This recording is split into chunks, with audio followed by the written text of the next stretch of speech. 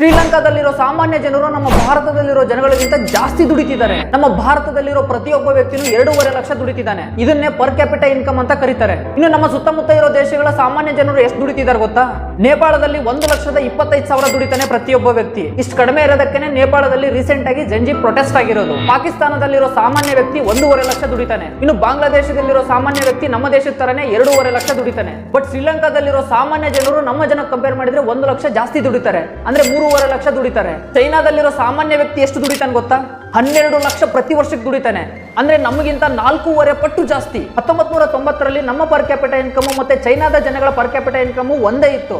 But ಕಳೆದ 30 ವರ್ಷದಲ್ಲಿ China ಯಾವ ರೀತಿ ಡೆವಲಪ್ ಆಗಿದೆ ಅಂದ್ರೆ ನಮ್ಗಿಂತ 4.5 ಪಟ್ಟು ಜಾಸ್ತಿ ಆಗಿದ್ದಾರೆ ಅವರು. ಇದಕ್ಕೆ ಮುಖ್ಯ ಕಾರಣ ಏನಂದ್ರೆ ಅಲ್ಲಿನ ಕಮ್ಯುನಿಸ್ಟ್ ಸರ್ಕಾರ.